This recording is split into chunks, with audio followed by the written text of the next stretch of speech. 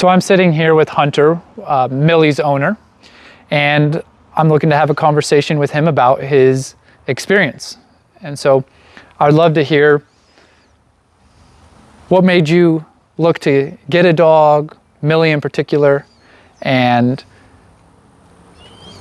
go into the experience of Millie all the way up until you first met me. Yeah, I was looking to get a dog just mostly for a companion. My dad had a Cane Corso and I liked him a lot, so I ended up going with the same breed.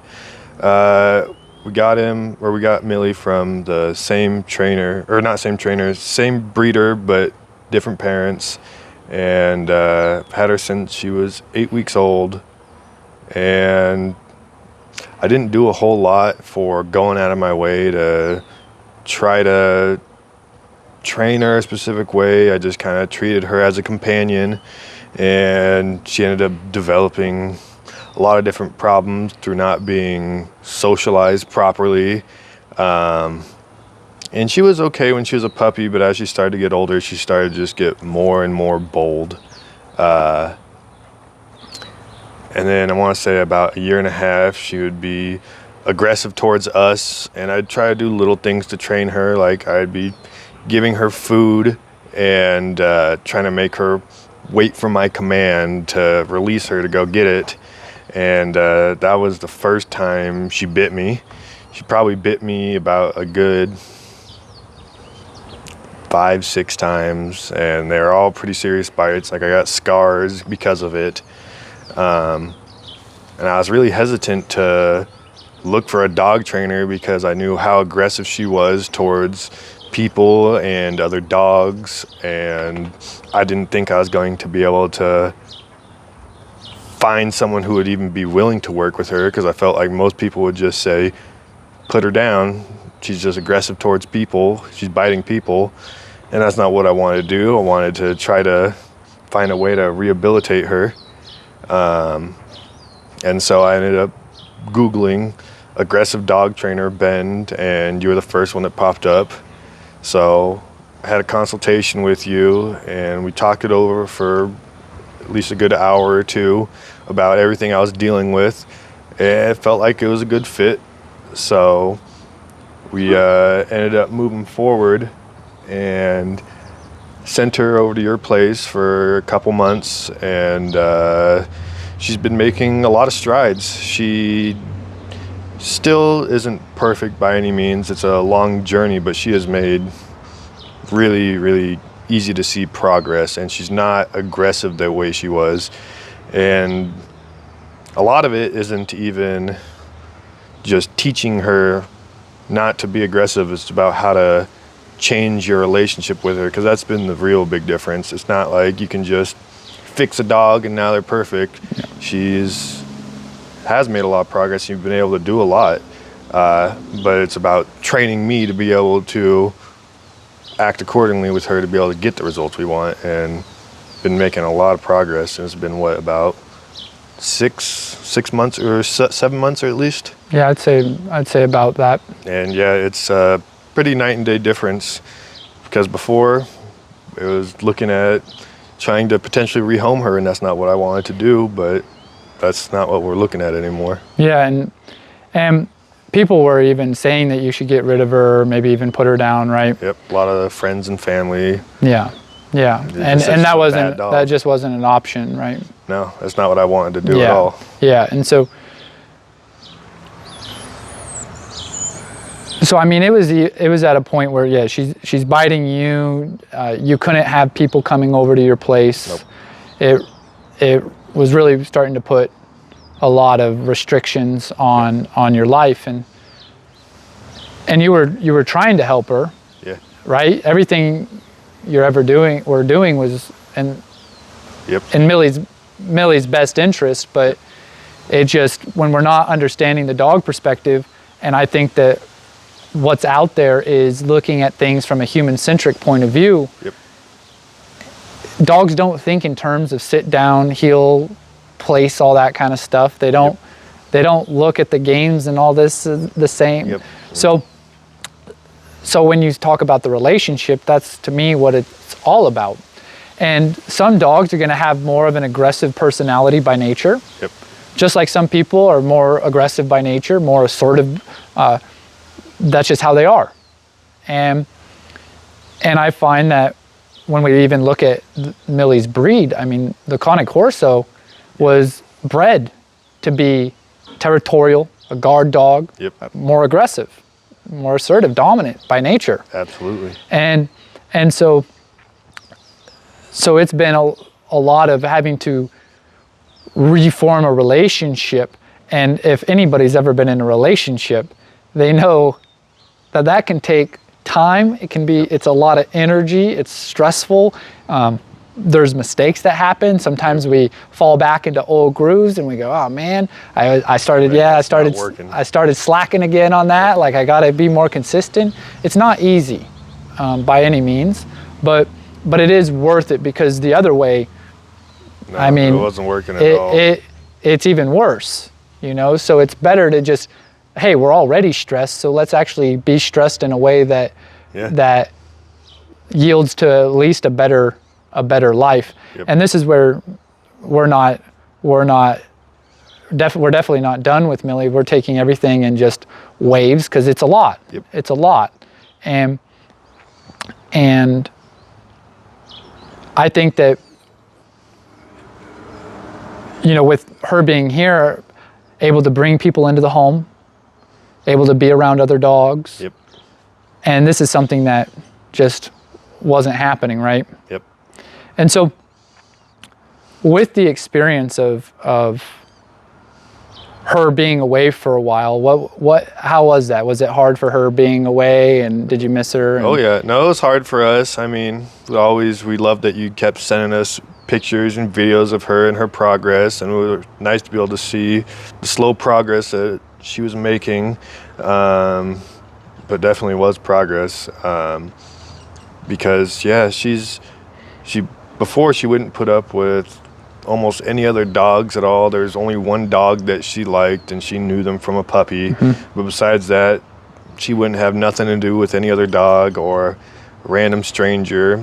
And to be able to see her, you know, be able to hang out with the pack, it was great. Playing with the dogs, because she wants to be a social dog, but she's just so territorial and hesitant to be able to do that. But once she actually gets to know them and relaxes and knows that she's not the one who needs to control things. Yeah, she can kind of let loose a little bit and actually enjoy it, which is very nice to see. Yeah. And so was it difficult to hear some of the things that I was saying when it comes to where you went wrong? Was it difficult to look at yourself in the mirror at times? I mean, a little bit. I was pretty aware that it was my fault. I was never, I don't feel like I was really ever the type of person where I'm like, oh, it's her fault, it's just this dog. I mean, she is a little bit of a stubborn dog in comparison to dogs I've had, but she has a personality. But I knew it was me that was the one who created the dog that she had become. So it wasn't really too hard for me to understand that. I knew that I was the issue, and I was the one who was causing her to be able to come like this. So I felt like I was pretty aware of that. Yeah, I would agree with that. Yeah.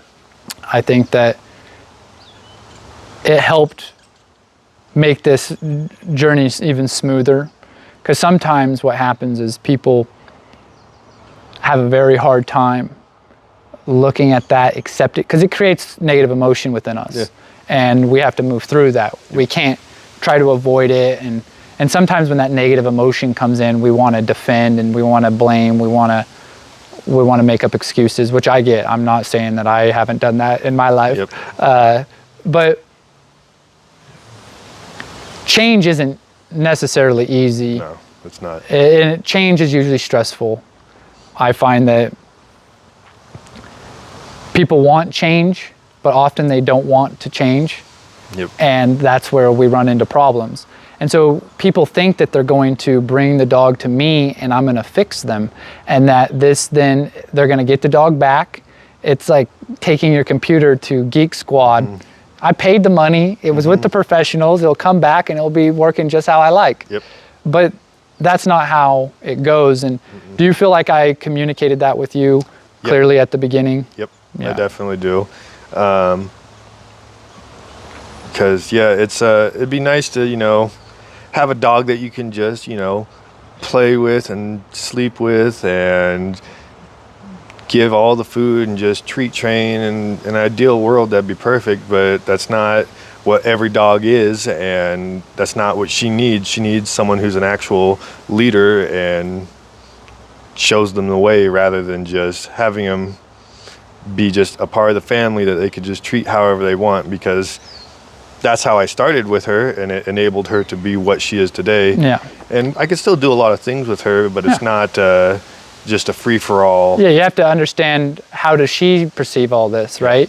And then when we start to understand how they look at things, it can help us navigate it in the way that we need to. Yep. So it's, to me, where a dog could sleep in the bed with you, but if they're saying, like, you bump into them and they have a problem with that, hey, you don't bump into me, or they're not allowing you to sleep in certain areas of your bed, that's a problem. Yep. And we can't be allowing that dog then to sleep in that space. We have to claim it. Yep.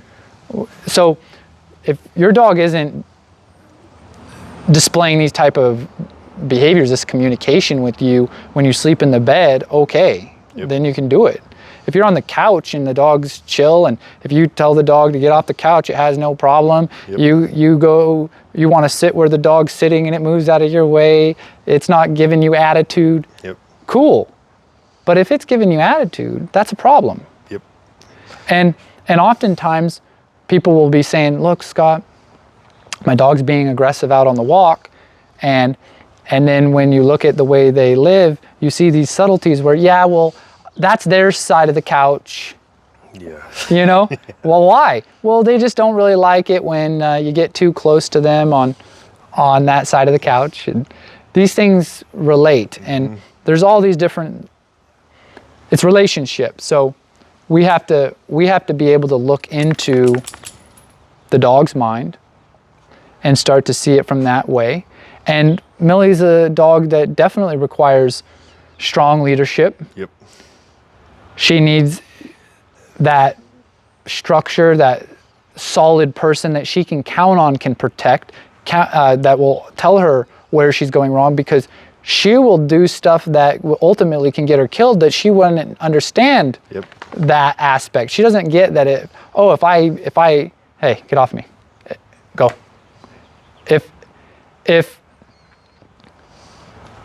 If she bites a person coming into the territory, she thinks that, hey, what are you doing in this territory? I'm communicating with, this is my space.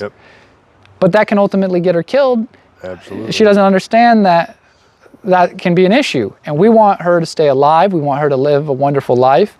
And so we have to let her know where the danger is, and that, hey, that's not your role. And so we have to step into that role of being able to control the territory, protect, and we have to be able to influence her, because if we can't even influence her, why would she think we would be able to protect and control the territory? Doesn't make any sense, right?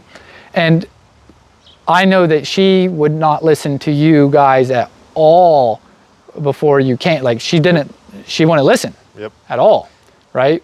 And I think when you saw the videos, you guys were just amazed that she could listen to me.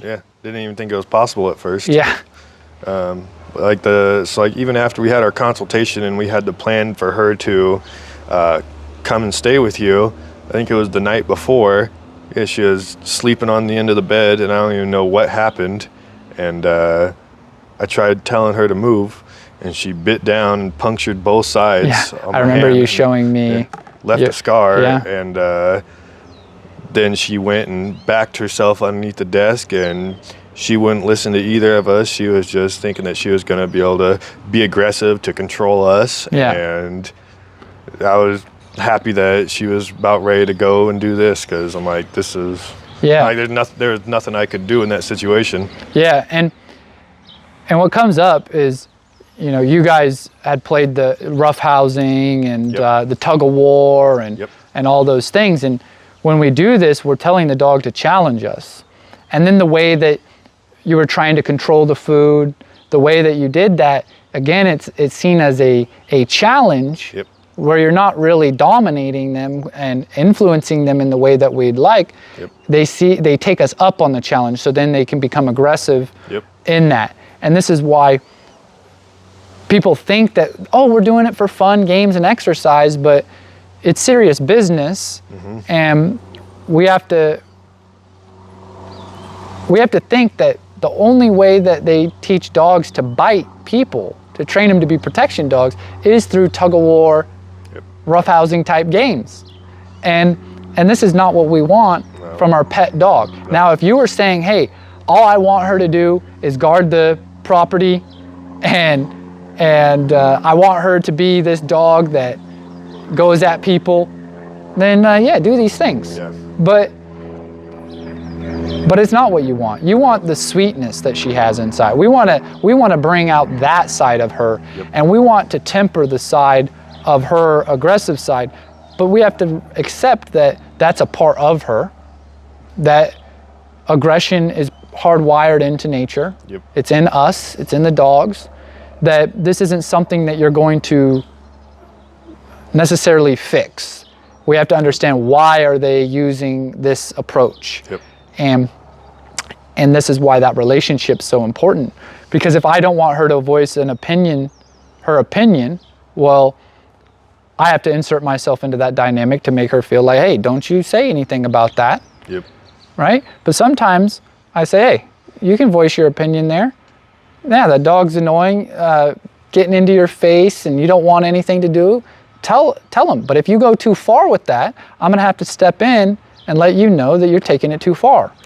It's just like parenting. We want to teach them the boundaries. Can't go that far. And so it gives them security.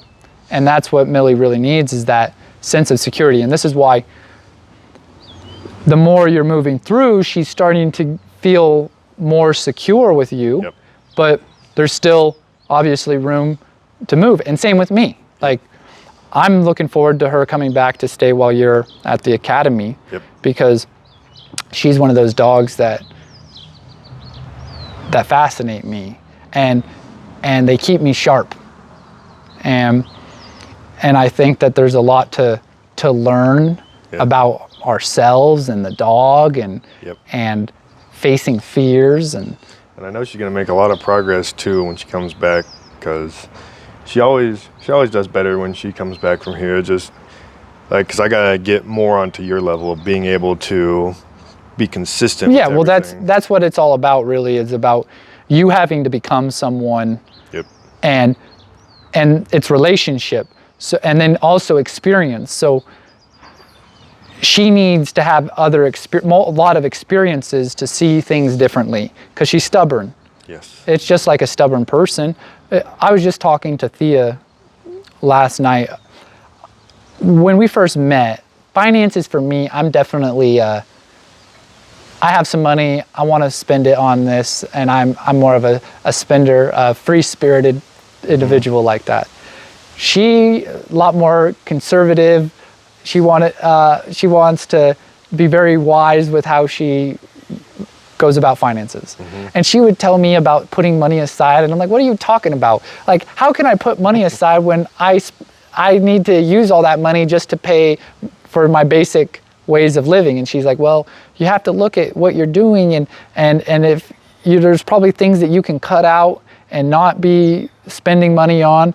And I would argue with her about these things, and she said, well, and if that's not the case, maybe you have to do stuff to make more income. Like, you have to take accountability and responsibility. And I said, I'm just telling you, I'm in this kind of position. And I would be very stubborn, and we'd be in these type of conversations, and then over the years showing me different resources, and she connected me to Dave Ramsey. And when I started listening to Dave Ramsey, I went, oh my gosh, this is just like it is with like the dogs. And I'm seeing how my behavior is leading to my Yep. these results.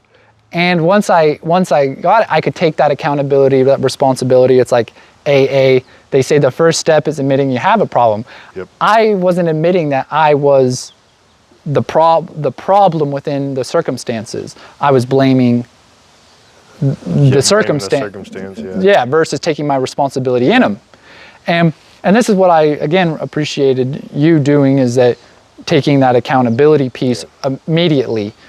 And now it's just, you have to become it. And this is where you have to learn, just like I have to learn the ins and outs of the finance world, because I don't have this information. Yep. So there's things that I'm learning more and more about, but what I realized is that I needed to cut out all these things. I need to focus on this is the first step. Yep. Even though I know that there's 2, 3, 4, and 5 afterwards, I'm on step 1.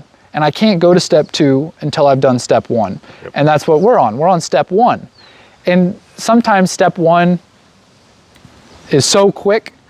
Other times step 1 takes time. Yep. And it's just like with finances. I know Dave Ramsey was saying some people get out of their debt like that. Other times it takes a year, 2 years, 3 years.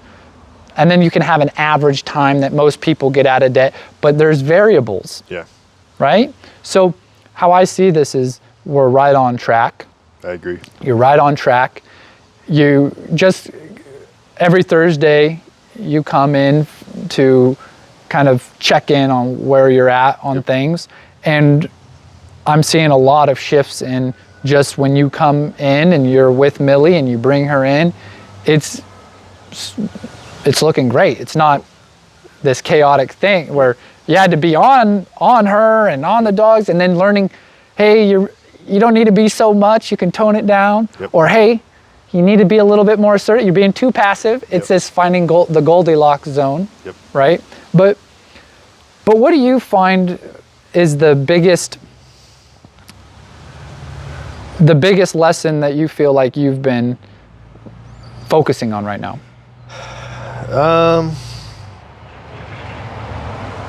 That's a tough one. I'm trying to think. And take your time. You don't. There's no pressure in it. I think just the biggest thing that has helped me in general is just being able to control the situation around me and with her in general. Not letting little things in our relationship slide that allow her to feel so emboldened. So being able to maintain the structure.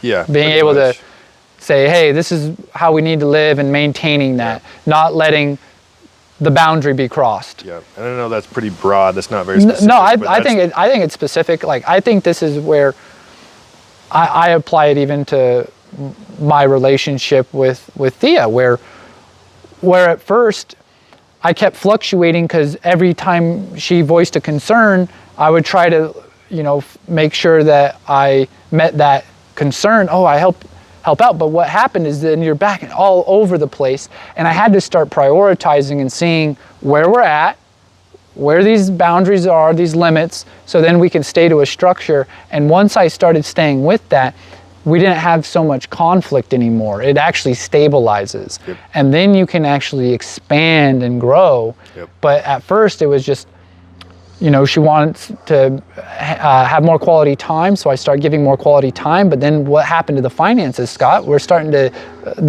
dip. Yeah, because I've been spending more quality time, right? And then I kept finding myself in this, well, now I have to go work because now she's worrying about that. Yep. But then once I started saying, hey, right now, I understand you want more quality time. I'm trying to get that in for you, but right now we have to see that we got to get this first step so that we can open up and have quality time, but our financial area in our life is stable, because I'm sick of this teeter-totter game. Yep. I want it to balance out. Yep. And I think that's what you're describing here, where you have this, you're not getting pulled every which way. Yep. It's more clear, and that's I mean, we've been focusing on when you come in, where, hey, you don't need to address that. Hey, Yep. you do need to address that. Yep. It doesn't need that much. It needs more. Yep. And then it's been able to narrow and focus in. It creates clarity, and then you can have something stable to build upon. Yep. So when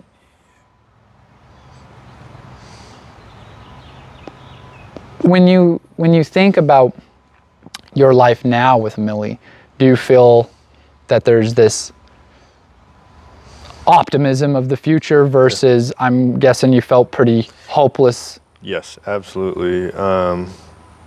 Yeah, I mean, completely. Even though she's not perfect, and I don't ever expect her to be perfect, I'm gonna need to continue to grow and be what she needs. Yeah, I'm much more excited for the future, and now I feel like I'm looking at him like, man, I'm like, she's only got 6-7 years left. I'm like, that's not enough time. Whereas before, just like, I got to deal with this for 6 or 7 more years, you know? Yes. I've had so many clients where they're in such hard positions where they do not want to kill or give up their dogs, because if they give them up, they're going to most likely be killed anyway. Absolutely. And they don't want that to happen, but they're in these tough situations where they then start feeling bad that they're almost looking forward to the day that they die. Yeah. You know, but they don't want to be the one that says that they need to die today. Yep. They want them to have a life, but then they start thinking, well, what kind of life is that? I mean, it's a very heavy thing.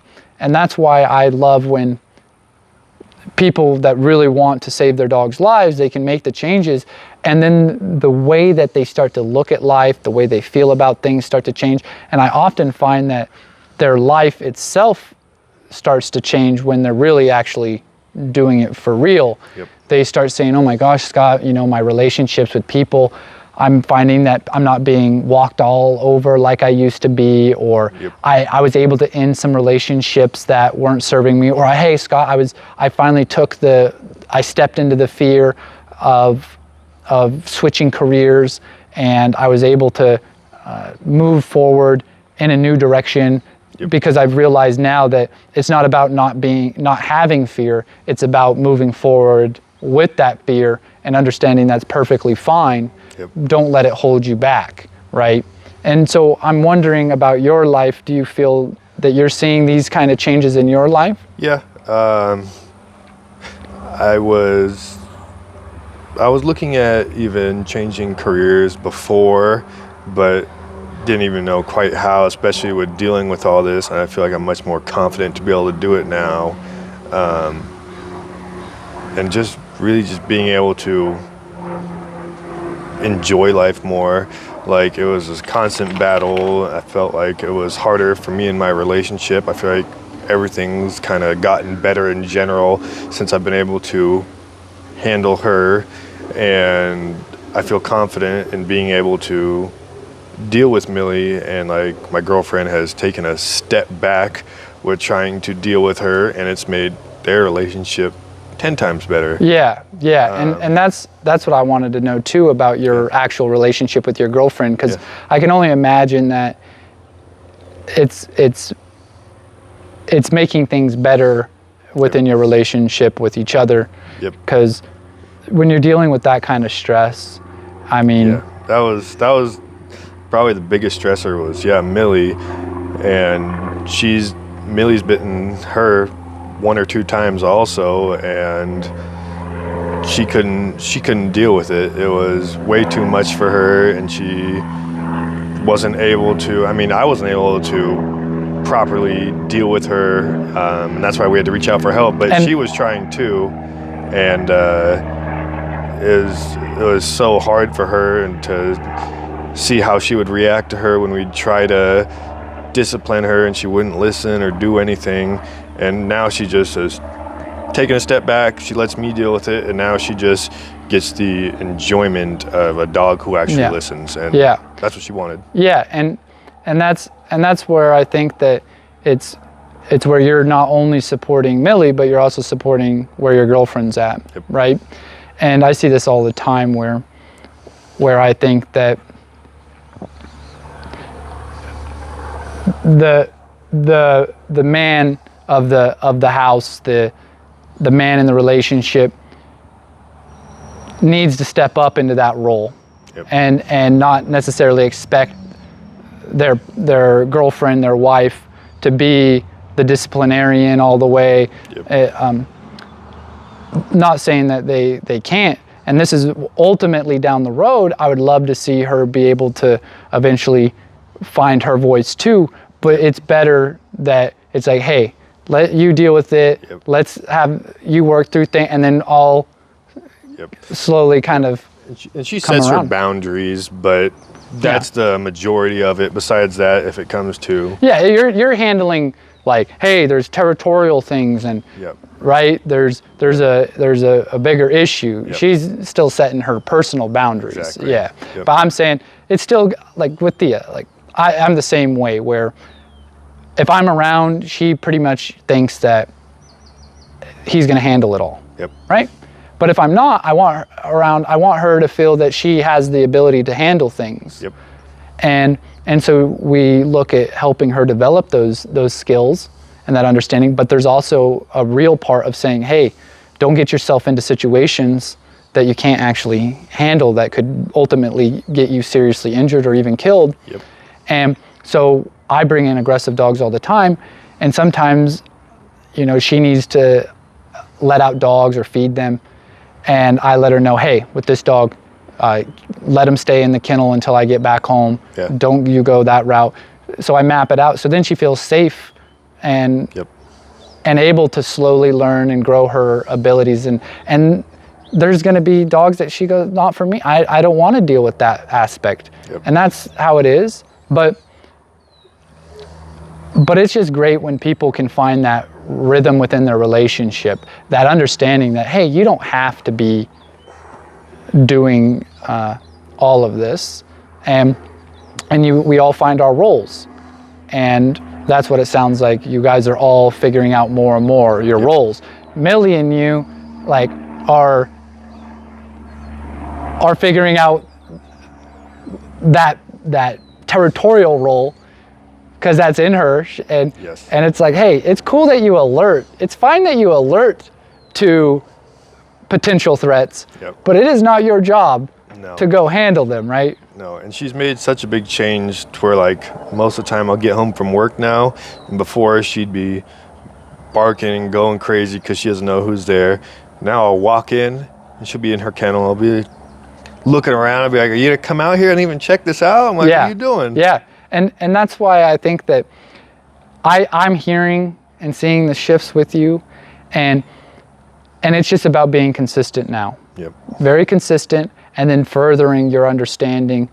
Like, I don't know everything. I'm constantly looking and understanding things more clearly, and sometimes I notice things, I go, oh wow, I can't believe, like, I haven't seen that yet.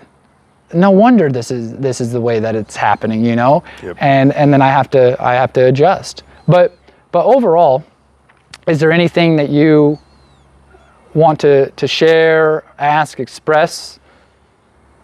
I guess, I think the biggest thing is just want to express how appreciative I am of being able to actually find someone who deals with these kind of cases, because I was reluctant, didn't want to get a trainer just because I felt like everyone would just tell me to put her down and they wouldn't accept her, and I did feel hopeless and didn't think that I was going to find anyone who would actually be willing to help me with a dog like this. And I just can't express how appreciative I am of you being able to actually do something for me and actually provide a lot of help, because you were exactly what I was looking for. I just didn't think there was anyone out there that dealt with these kind of dogs, and it's so cool to be able to see that all these dogs that would most likely be put down, be able to bring them all together and have them function as a pack and not have issues. Because it'd be one thing to have all these dogs for a regular daycare where they're like, we don't take aggressive dogs. That's not a challenge. Imagine how simple that would be for me. It's not doing nothing. We could have so many dogs. Like, it would be, this is why I think people don't they don't understand because they're not actually dealing and looking at this thing, because they're weeding all these dogs out. So they're thinking that the way they go about things is how it's done. But I'm saying, no, all the ones that you're saying can't be helped, I'm helping them. And so I really appreciate hearing that. And I appreciate you as a client, because Thank you. I deal with a lot of people, and there's a lot of people that claim they'll do anything for their dog, but at the end of the day, they do not. Yep. They end up getting rid of their dog or killing them. Yeah. And it's not something that I like to see. And I want us as a society to become more responsible, more accountable, more knowledgeable about dogs for what they really are. Yep. And we're blinded through this pet lens. We're being brainwashed by the pet industry. Yep. And I think that it's people like you that's going to help bring this awareness, because we need social proof. Yep. It can't just be some crazy guy over here saying, hey, like, we got to do that. And we need to have examples of it working from more than just one person typically. Yep. And that's where it takes, at first, finding people that are more willing to step forward and say, hey, I'm in this position. It's like having stage 4 cancer. I'm willing to experiment now. Yeah. At first, you might not be. You say, I want to do everything by what's been tested and proved. But once you aren't getting success, you get to a point that you say, hey, let's experiment. Yeah. And then you find something that works, then you can let other people know. And then it helps start to bring in more and more people that can just continue to verify this thing. Yeah. And that's where it takes a group in order for this thing to really change. And ultimately, I want society to change. I'm not expecting everyone to, but it would be cool to at least have that 50%, 50% of us, because that would dramatically improve the quality of dogs and people's lives. And so, yeah, I'm just looking forward to the continued journey with you guys. Yep. And I would love to look at sitting down again as time goes on to have check-ins, so that people can tap in, because I'm sure that people are going to relate with a dog like Millie and your story, and being able to have this information that they can check in and say, what are they going through now? Yep. And then they can hear the realness of things, that, hey, sometimes problems are going to arise. We were in this situation, it went south, and I didn't know how to deal with it, but then I'm learning and growing, and so I can hopefully not repeat the same mistake, right? But yeah, I think that's beautiful. I think that it's just been so great to have the opportunity. It's been a lot of energy, a lot of time, and that's why it's so rewarding, because it's been worth it. And it hasn't been something that I put in a lot of time and energy on, and then you bailed. Yeah. And I can't even fathom that. Yeah, it's tough, because then I also form a relationship with their dog. Yeah. And so it's very, very tough when they bail, or I hear that they gave their dog to the shelter, or they put him down. Yeah. And I ultimately would love to have a place that I can take these dogs, they can give them to me, and I can then live with them, and then they can help other people prevent their dogs from ending up with that fate, and then we could hopefully find them owner at some point. But if not, their purpose is to help other dogs and people, and so their life is still meaningful versus just being put up in some confined space waiting to die. Yeah. And so that's my vision, my goal. But it's going to take people in order for it to really happen, you know, because things at the end of the day it's all about community. And agreed. They say it takes a pack to raise, it takes a village to raise a child. It takes a pack to raise a dog, and we all need to start coming together. And this is what I feel like is a piece, because I think that this is something that even if you know, it sounds like you'll most likely end up moving away from this area, but I think you still want to be a part of what's going on, and want to be able to bring her down occasionally, a couple times a year at least, to be able to come hang out with the pack and continue, just be able for you to be able to see her progress and everything. Yeah, it's been so beneficial. I don't want to just be like, all right, she's good now, which she is. Yeah, I would feel fairly confident if I couldn't ever come back here. Yeah, I think you have the beginning frameworks, and then you would learn as you go. But it's like for me, you know, I try to learn as much as I can by experiencing it, and then there's times where I'll check in with my mentor Brandon and pick his brain on stuff. And I want to pick more of his brain, because these things can fast track you, but there's this part of me also that goes, no, I want to figure it out by myself, you know? Stubborn. Yeah. And so I'm trying to be more grateful for an opportunity to pick someone's mind and understand that it's not that I'm taking necessarily this, I'm cheating or something. Because that's how I could sometimes feel. It's like, it's cheating. I need to learn the hard way. No. But that's where I think you see that value of checking in and staying tapped in, and then we can learn so much faster as a group again versus if we're just solo. But yeah, any last things? Yeah, if anybody is considering going this route and they're skeptical or they have questions, please reach out to me to see if you want to ask me any questions about my experience, because if you have a dog that sounds like Millie in any way, shape, or form and you feel hopeless, this is the route to go. So please reach out to me. I can confirm and talk to whoever. Awesome. I appreciate that. Absolutely. All right. Thank you. Thank you, Scott.